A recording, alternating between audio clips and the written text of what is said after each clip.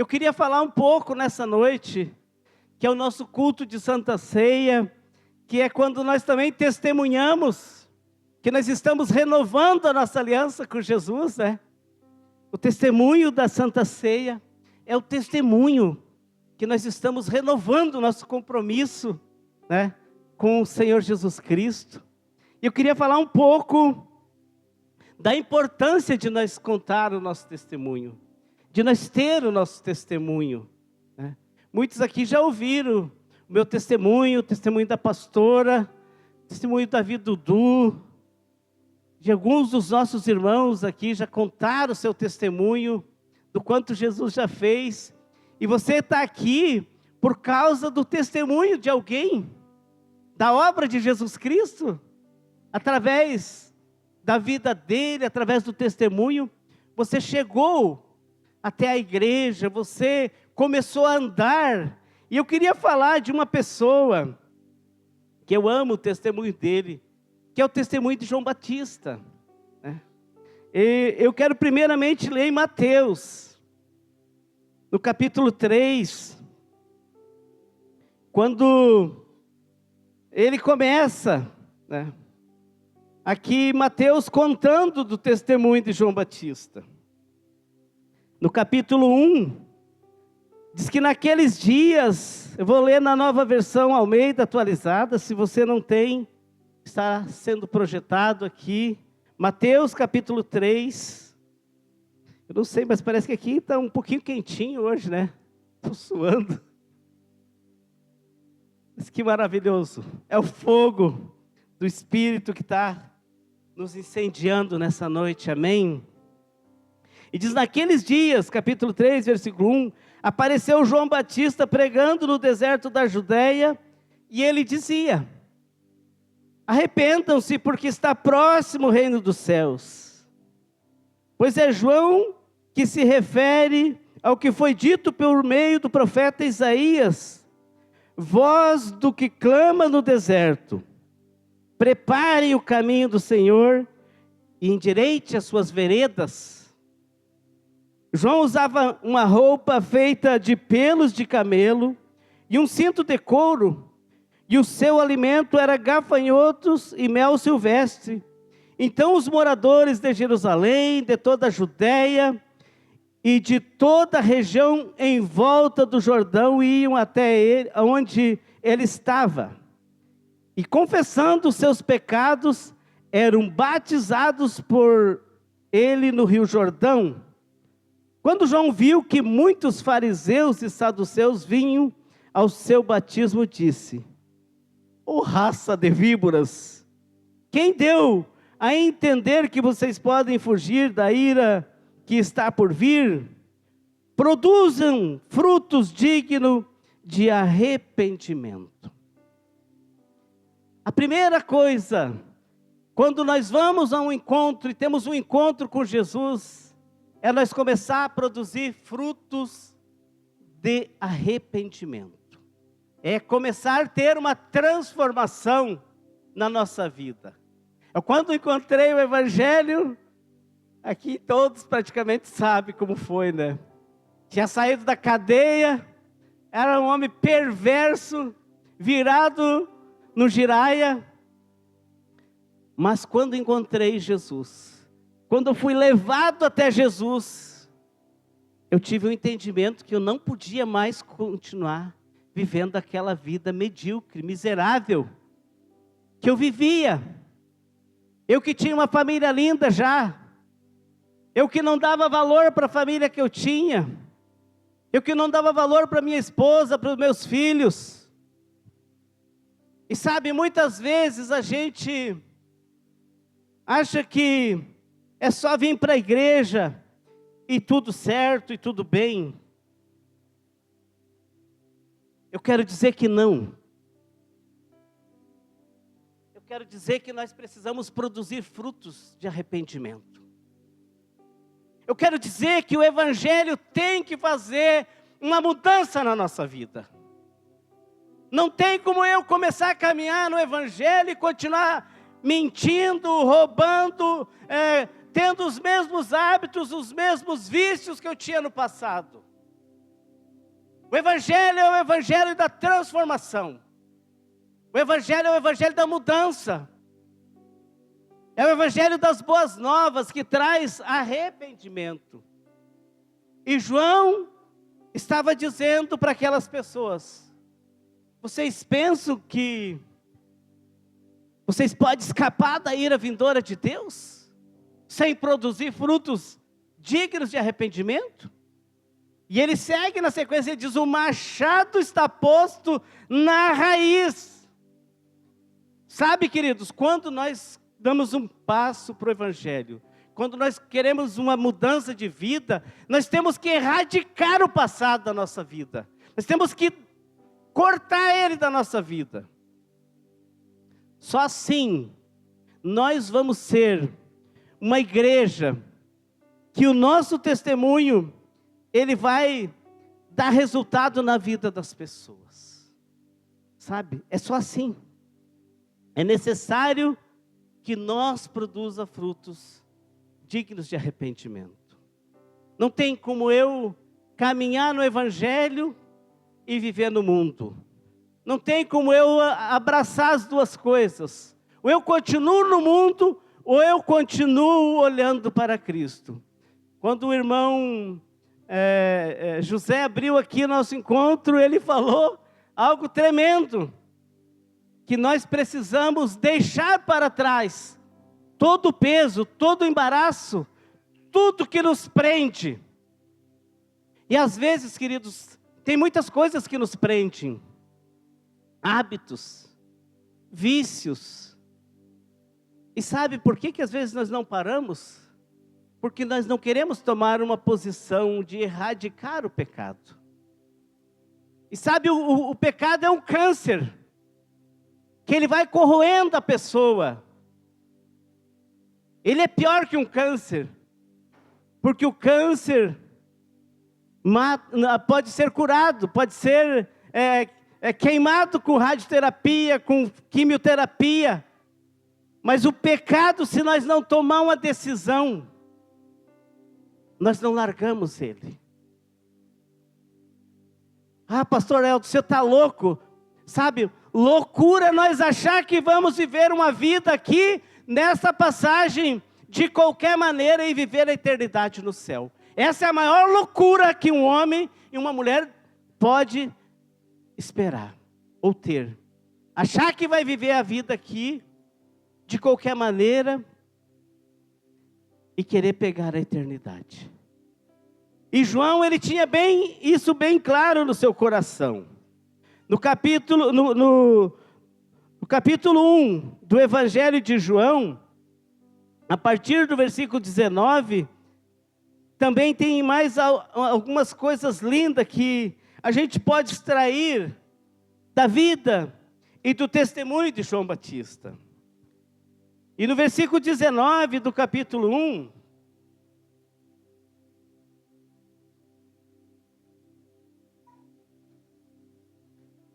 diz o seguinte: este foi o testemunho de João, quando os judeus lhe enviaram de Jerusalém sacerdotes e levitas para perguntar: quem é você? Sabe, e às vezes as pessoas vão perguntar para ti: quem é você? O que você faz que você é diferente? Onde é que você... Que igreja que você vai? Você é crente? E as pessoas vieram perguntar para João quem que ele era. E ele confessou e não negou, ele disse: eu não sou o Cristo. Diante disso lhe perguntaram: então quem é você? Você é Elias? O profeta? E ele disse: não sou. Então perguntaram: você é o profeta? E ele respondeu: não sou. Disseram-lhe então: diga quem você é, para que podemos dar resposta aos que nos enviaram. O que você diz a respeito de si mesmo? Sabe, essas perguntas, elas poderão vir para nós. E ele então respondeu, ele diz: eu sou a voz do que clama no deserto. endireitem o caminho do Senhor, como disse o profeta Isaías. Sabe, queridos, primeiramente, nós precisamos saber quem nós somos. Quem que nós somos? Sabe, quem é você, Elton? O que aconteceu contigo que tu vivia de uma certa forma e agora você vive de uma forma diferente? Quem é você lá no trabalho? Quem é você lá no colégio, jovem, adolescente? Você se comporta com um testemunho que vai chamar a atenção dos seus colegas? Quem é você lá no seu trabalho? Sabe, quem é você lá na sua casa? Que tipo de sacerdote nós somos? Que tipo de homens e de mulheres que somos nós? Será que nós estamos produzindo frutos que vai levar a nossa família a servir a Jesus? Eu me lembro quando eu me converti, 20 e poucos anos atrás, era o segundo da nossa família que estava se convertendo. Vem de uma família incrédula. Meus pais não levavam nós para a igreja. Meus pais não gostavam de ter uma religião. Eu não fui batizado, não fui crismado, não passei em primeira comunhão. E o que aconteceu comigo? Logo em seguida eu peguei um descaminho. Fui levado para os vícios, para as drogas. Dali foi um pulinho para mim virar ladrão, roubar. Foi tão fácil, porque é mais fácil as pessoas ir para o mundo, fazer as coisas erradas, que vir para uma mudança radical. É muito mais fácil, aparentemente. Só que as pessoas não sabem o custo que tem pegar o caminho errado. E eu peguei esse caminho. Até um dia que um irmão meu se converteu, encontrou o Senhor Jesus Cristo. Teve um encontro que teve mudança na vida dele. E que a mudança na vida dele repercutiu na minha vida. E quando eu me converti, a minha mudança repercutiu na vida de um outro irmão meu. Que depois repercutiu na nossa casa. Repercutiu na vida da Andressa, da Marli, da Nelise. Daqui, parte da nossa família. Sabe, o evangelho ele precisa repercutir. É que nem o som que nós tocamos aqui, ele repercute. O nosso testemunho, ele precisa repercutir. O nosso testemunho, ele precisa apontar para as pessoas Jesus Cristo. Como era João Batista. E ele apareceu num tempo difícil, numa região difícil, numa época de perseguição. Tanto que logo em seguida, depois disso, ele foi preso e depois foi decapitado, foi cortada a sua cabeça. Sabe, queridos, nós precisamos tomar uma decisão para viver uma vida nova. E para isso precisamos nos posicionar e permanecer numa posição em Cristo, onde as pessoas vão olhar para nós, elas vão ver a nossa diferença, se nós somos de Cristo, ou se nós vivemos aquela vida de qualquer maneira. Ontem nós estávamos fazendo uma visita, e a moça que estava conversando com nós, contando dos colegas dela, que ele disse que ele era cristão, que ele era da igreja tal, e aí ela já começou a ver que os papinhos dele eram do mundo, e ela disse que olhou para ele: eu já sei quem tu é daqueles crentes que andam um pouco no mundo e um pouco na igreja. Esculachou a pessoa. É vergonhoso nós ouvir isso de alguém. As pessoas precisam olhar para nós e dizer: puxa, ali ó, ali vai um filho de Deus, ali é uma mulher de Deus, aquele jovem é um jovem de Deus, Aqueles adolescentes ali são de Deus, lá no colégio eles se reúnem de uma forma diferente, eles têm atitudes diferentes. Sim ou não? Jovens, adolescentes, nós precisamos. E é interessante que tem uma outra pessoa que repercutiu o testemunho dela em toda a região de Samaria, que está no capítulo 4 aqui do livro de João, que é o testemunho da mulher samaritana. Que a partir do versículo 4, capítulo 4, essa mulher teve um encontro com Jesus, João capítulo 4. E esse encontro, queridos, ele precisa haver na nossa vida, porque é um encontro com Jesus que vai fazer toda a diferença na minha e na tua vida.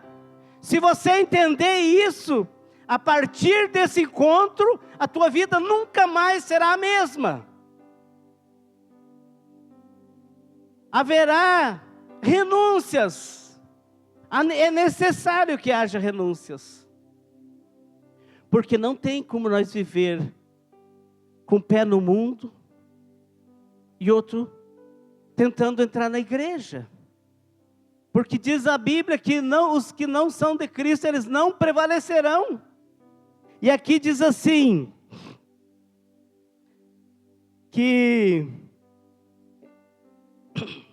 vou ler a partir do versículo 1, capítulo 4.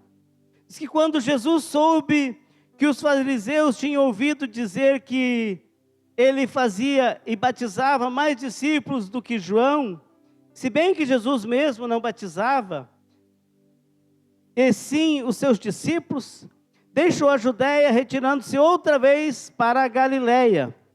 E era necessário passar pela região de Samaria. Assim Jesus chegou a uma cidade samaritana chamada Sicar, perto das terras de Jacó, que Jacó tinha dado ao seu filho José. Ali ficava o poço de Jacó. Cansado da viagem, Jesus sentou-se junto ao poço. Era por volta de meio-dia, e nisso veio uma mulher samaritana tirar água. E Jesus lhe disse: dê-me um pouco de água, pois os seus discípulos tinham ido à cidade comprar alimentos. Então a mulher samaritana perguntou a Jesus: como, sendo o Senhor um judeu, pede água a mim, que sou uma mulher samaritana? Ela disse isso porque os judeus não se davam com os samaritanos. E Jesus respondeu: se você conhecesse o dom de Deus, e quem é que está lhe pedindo água para beber, você pediria e ele lhe daria água viva. Ao que a mulher respondeu: o Senhor não tem balde, e o poço é fundo. De onde vai conseguir essa água viva? Por acaso o Senhor é maior do que Jacó, o nosso pai, que nos deu o poço do qual ele mesmo bebeu, e assim mesmo os seus filhos e o seu gado? E Jesus respondeu: quem beber desta água voltará a ter sede, mas aquele que beber da água que eu lhe der, nunca mais terá sede. Pelo contrário, a água que eu lhe der será nele uma fonte a jorrar para a vida eterna. A mulher lhe disse: Senhor, quero que me dê essa água, para que eu não mais tenha sede, e nem precise vir buscá-la. Jesus disse: vá, chame o seu marido e volte aqui. Vou parar aqui um minutinho. Veja que interessante que Uma das coisas que também vai surgir para nós é ter que passar por o meio dos inimigos depois que nos convertemos. Convidar os inimigos. Os samaritanos, eles eram um povo adversário dos judeus. E eles tinham aquele problema que, por devalde, havia algumas brigas, algumas perseguições. E Jesus passa por aquele caminho sem problema, junto com seus discípulos, e encontra essa senhora, que vivia uma vida sofrida, e que veio ao meio-dia no poço para que ela não encontrasse alguém, para que ela precisasse conversar ou dar explicação da sua vida que ela vivia.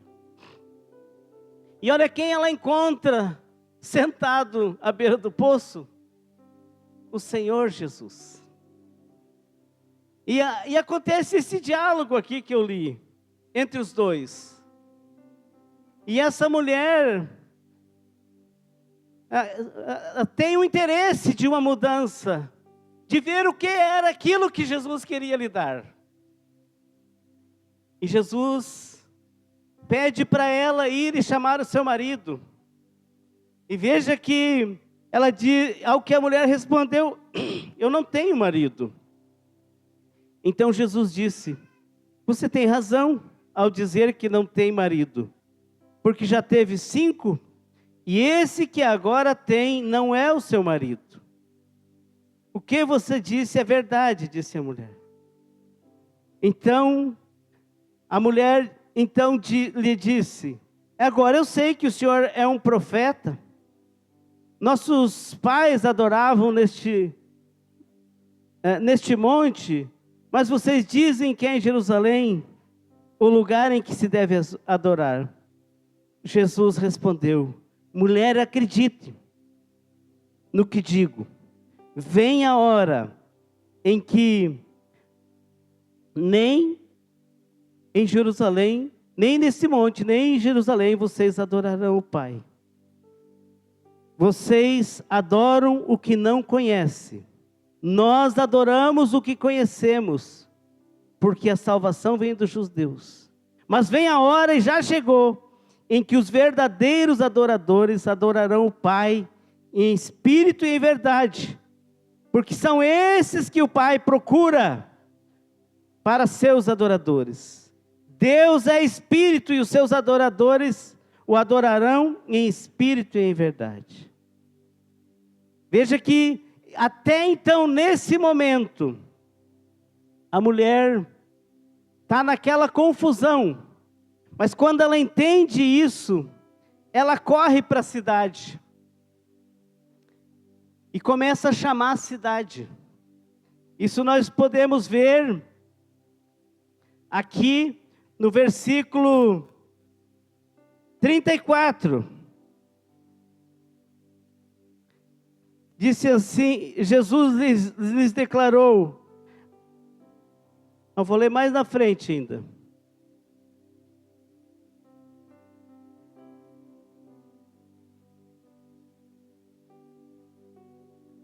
Aqui no versículo 37. Pois no caso é verdadeiro o dito, um é o que semeia, outro é o que colhe. Eu os enviei a colher o que vocês não semearam. Outros trabalharam e vocês tiraram o trabalho deles. Muitos samaritanos daquela cidade creram em Jesus por causa do testemunho daquela mulher, que tinha dito: ele me disse tudo o que eu já fiz. Quando, pois, os samaritanos foram até Jesus, pediram-lhe que permanecesse com eles. E Jesus ficou ali 2 dias. Muitos outros creram nele por causa da palavra de Jesus. E diziam à mulher: agora não é mais por causa do que você falou que nós cremos, mas é porque nós mesmos ouvimos e sabemos que este é o verdadeiro Salvador do mundo. Então veja que quando nós encontramos com Jesus, E esse encontro produz uma mudança na nossa vida. E nós levamos as pessoas até Jesus. Depois já não é mais porque nós levamos eles até Jesus. Eles começam a ouvir a palavra de Jesus. E essa palavra, ela começa a produzir frutos. A tal ponto que os samaritanos disseram: agora não precisa mais nos falar. Porque agora nós já vimos Ele. Agora nós já cremos que Ele é o Messias. Nós já cremos que Ele é o Salvador. Então é interessante que o testemunho dessa mulher, que era uma pessoa fadada a derrotas, uma vida toda escangalhada, vivendo uma vida promíscua, trocando de marido seguidamente, quando ela tem um encontro com Jesus, tudo isso é erradicado da vida dela. Essa vida de pecado, essa vida de promiscuidade, essa vida de engano, essa vida de mentira, ela foi arrancada da vida dessa mulher. E ela começou a descer naquela cidade de Samaria, que as pessoas não gostavam dos judeus. E ela começou a trazer todos aqueles samaritanos para ouvir um judeu, para ouvir o testemunho de um homem que vivia e que era a verdade, que era a vida. Sabe, nós somos a luz do mundo. Você e eu, nós somos a luz do mundo, nós somos o sal da terra. O nosso testemunho tem que ser um tempero. O nosso testemunho tem que fazer diferença na vida das pessoas. Só assim, queridos, esse evangelho vai cumprir o propósito. Outra pessoa que é tremendo, e com esse eu quero encerrar, para nós fazer a Santa Ceia, é o testemunho de Saulo de Tarso, que no caminho teve um encontro com Jesus. No capítulo 9 de Atos, nós podemos ver um homem que entendeu claramente o que é ter um encontro com Jesus. O que é ter uma vida transformada. Saulo de Tarso era um perseguidor, como eu, como talvez você, que não gostava de crente, que tinha raiva de crente. Eu era um. Eu acredito que deve ter mais alguns aqui parecidos comigo, que eram contra os crentes, que falavam mal dos crentes. Saulo de Tarso prendia os crentes, açoitava os crentes. Mas num dia ele está descendo no caminho, em Atos capítulo 9, a partir do versículo 4, diz que, a partir do capítulo 3, do versículo 3 do capítulo 9, diz que enquanto ele seguia, Atos capítulo 9, versículo 3, enquanto seguia pelo caminho,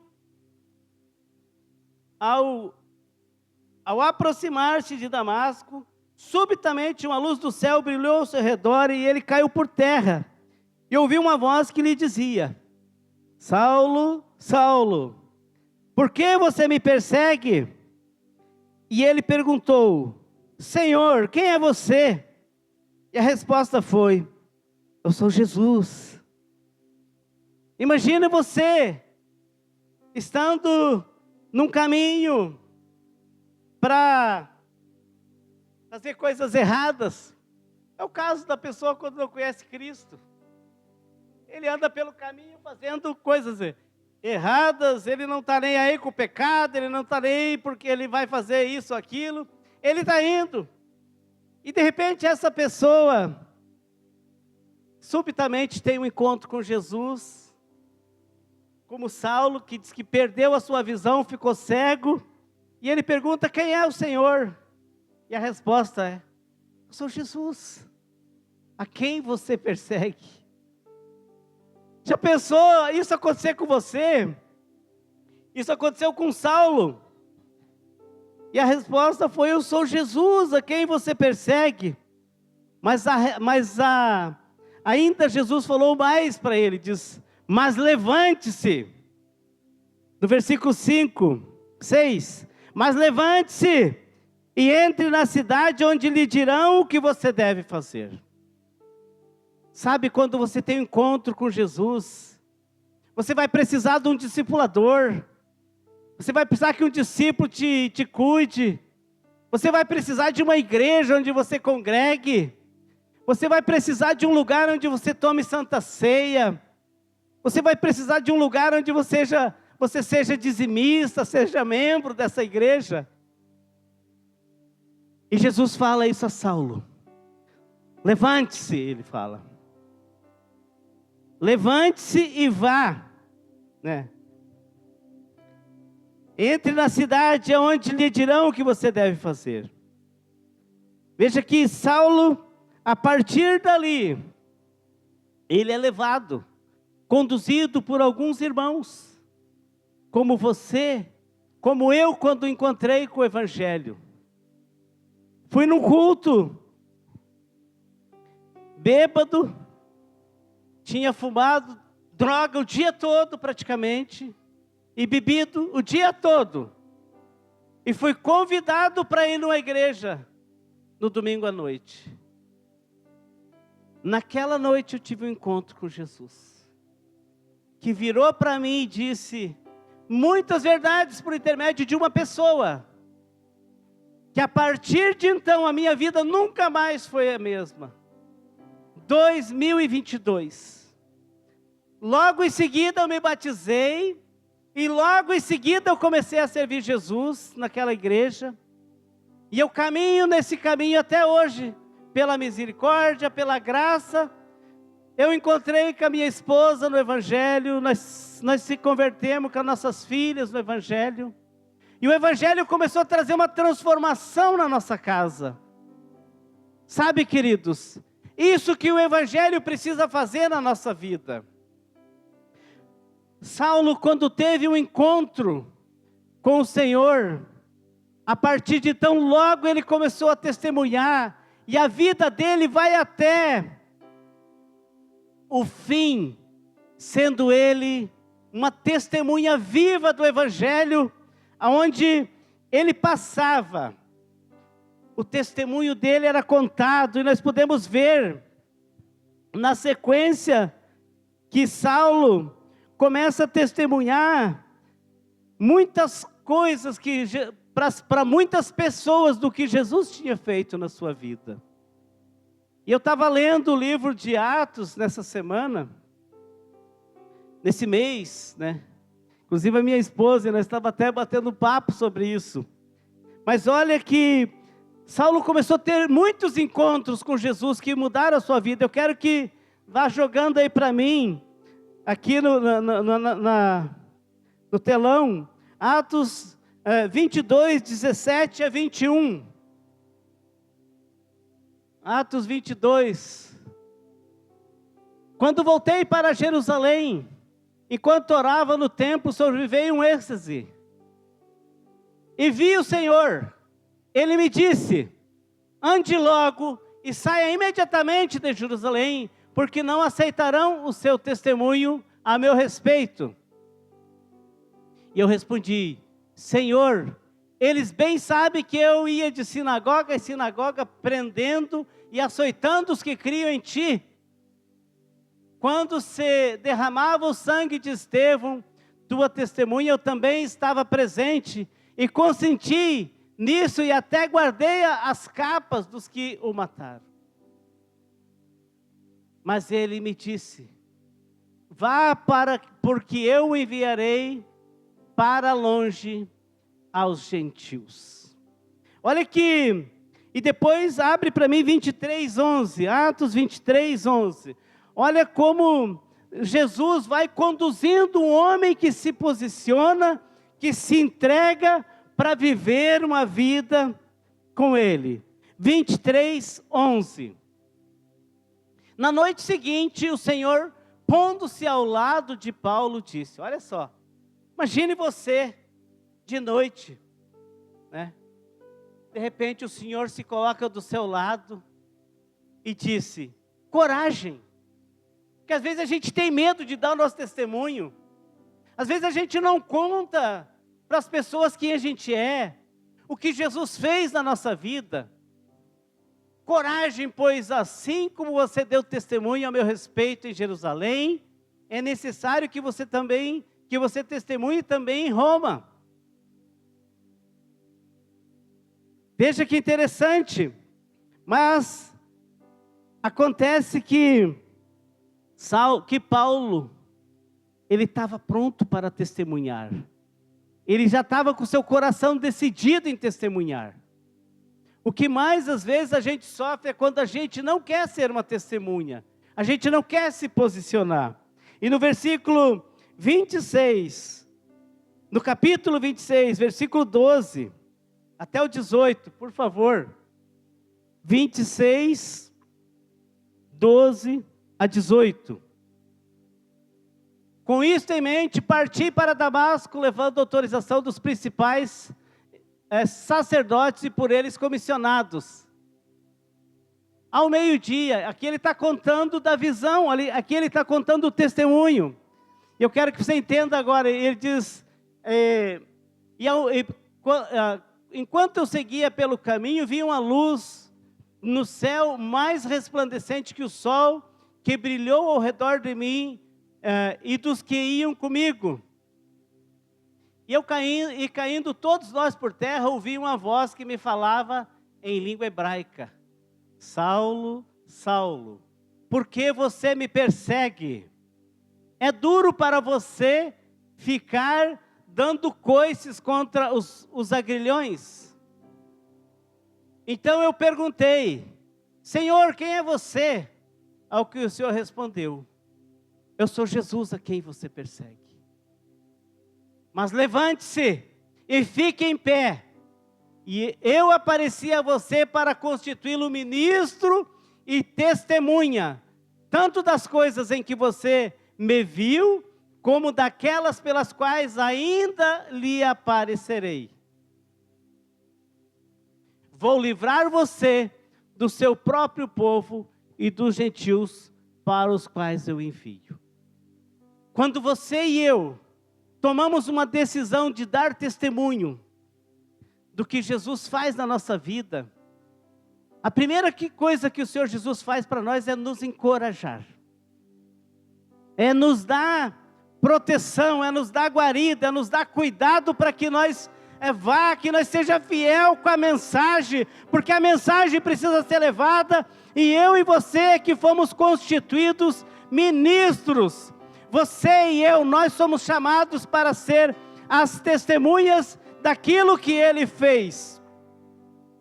E veja que em Atos 27, 33 a 37, tem mais, diz que enquanto amanhecia o dia, aqui já é Paulo no fim de uma viagem, diz que enquanto amanhecia o dia, Paulo rogava a todos os que se alimentassem, dizendo: hoje é o 14º dia em que, esperando, vocês estão sem comer, não tendo provado nada. Por isso peço que comam alguma coisa, pois disso depende a sobrevivência de vocês, porque nenhum de vocês se perderá, nem mesmo um fio de cabelo. Tendo dito isto, pegando um pão, deu graças a Deus, na presença de todos, e depois de partir, começou a comer. Todos ficaram mais animados e se puseram também a comer. Estavam no navio 276 pessoas ao todo. Olha só, o que faz a diferença de uma pessoa quando se posiciona? Essa história que chega aqui no final é de uma viagem que Saulo fazia, direcionado por Deus para dar testemunho. Sabe, queridos, aconteceu muitas coisas nessa viagem, inclusive naufrágios. Esse navio com 275 pessoas, ele poderia ter naufragado se Deus não tivesse dentro daquele navio uma testemunha fiel dele. Um homem que ouvia Deus, um homem que tinha entendimento quando Deus falava, e um homem que obedecia a Deus. O testemunho seu é uma ferramenta poderosa para alcançar pessoas. Mas eu e você, nós precisamos contar. Nós precisamos ter coragem. Porque muitas vezes o medo nos aprisiona. Tenta nos desencorajar.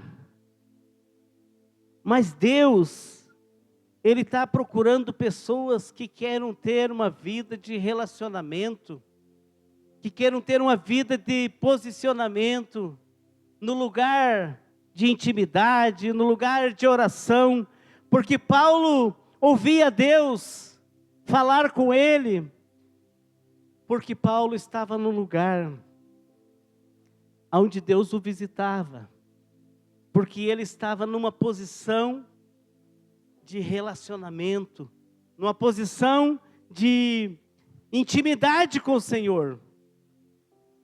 E muitas vezes nós não queremos participar do sofrimento de Cristo. Nós não queremos participar dos sacrifícios que Jesus Cristo passou por nós. O que hoje é nada perto do que Ele passou. Mas o que o Senhor pede para mim e para você, meu irmão, é que eu e você, nós nos posicione. Que nós vivamos uma vida de obediência, de dependência, para que nós possa dar o testemunho do que Ele está fazendo na nossa vida. Quantos testemunhos você não deve ter, e que você ainda talvez não contou para ninguém, talvez não contou lá no seu GC, talvez ainda não contou para o seu discipulador, para a sua discipuladora. Sabe, queridos, eu quero nessa noite te encorajar, porque o teu testemunho alcança pessoas. Amém? O nosso testemunho alcança pessoas. Quando eu me converti, eu não imaginava que eu podia testemunhar do que Jesus fez na minha vida. Que Ele tirou de mim os desejos do vício, das drogas, da vida promíscua que eu vivia. Eu não tinha entendimento. Mas quando eu comecei a ver, e que eu comecei a falar para as pessoas, muitas coisas no começo eu nem falava, as pessoas começaram a ver da onde que eu saí, e como eu estava vivendo já na igreja. A partir dali eu comecei a ser encorajado pela minha liderança, pelos nossos pastores. Eu fui sendo encorajado a testemunhar. Eu comecei a dar testemunho. Vez era uma reunião de um culto de libertação, o pastor deixava eu 5 minutos contar o testemunho do que já estava acontecendo na minha vida. E muitas pessoas entregavam a vida para Jesus.